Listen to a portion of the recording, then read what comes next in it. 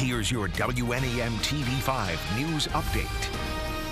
Good evening, everyone. I'm Chet Davis, and here's a look at the top stories we're following tonight. Investing in the connection between local police and the community, thanks to some fast-moving and high-flying dogs. Organizers of this year's Frankenmuth Dog Bowl donated $5,000 to the Frankenmuth Friends of Police. The Frankenmuth Dog Bowl, held annually over Memorial Day weekend, is the world's largest Olympic-style festival for dogs. The event raises money and awareness for a variety of police, canine, and pet rescue causes. Frankenmuth Friends of Police works to strengthen the bond between law enforcement and the community by funding important safety and equipment needs beyond the department's regular budget.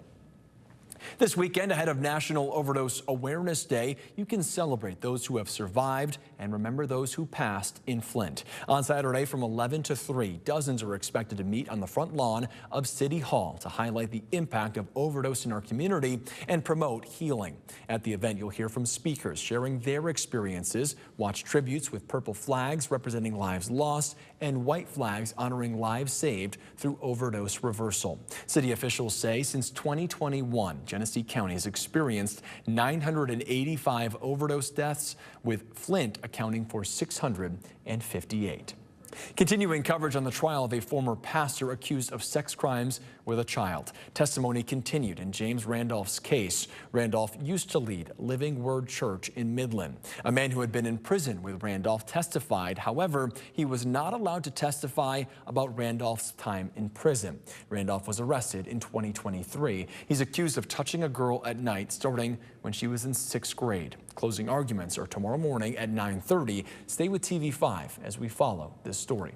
Now here's Diane with your First Alert forecast. A cold front is working its way through Thursday evening, and that is going to bring us cooler temperatures for our Friday. We will anticipate highs to struggle again to even reach the 70s. So make sure you're prepared for 60s. That's how the week has been for much of it. But we are going to find that it's a mainly dry forecast as it gets a little bit closer. As we step through the hour by hour tonight, just a few lone showers are going to start to work their way out. And thankfully for high school football games, as that season is getting underway, we have drier weather that's going to start to take over. So it should be great for the fans who are there to cheer on the hometown team.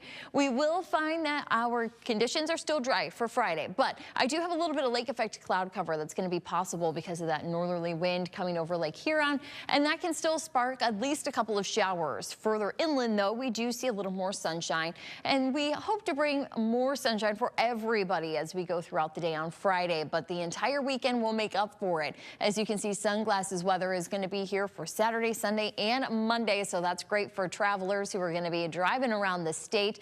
Though temperatures are going to be into the 60s on Friday, we do bring 70s here for the weekend and to the holiday itself. Our low temperatures tonight are going to be a little bit cooler for folks already out in the campers. We're going to have 40s tonight. We'll even be watching for some upper 30s there in Ogama and Roscommon counties. In the next 7 days, we have temperatures that start to warm up, a few more 70s. Still, though, Friday night and Saturday night are going to be in the 40s, so it'll be a little bit cooler at night, and we will see that we have 80s by Tuesday, but that doesn't last long. Rainfall comes in the middle of next week associated with a cold front, so we'll be watching the timing closely as that gets a little bit closer.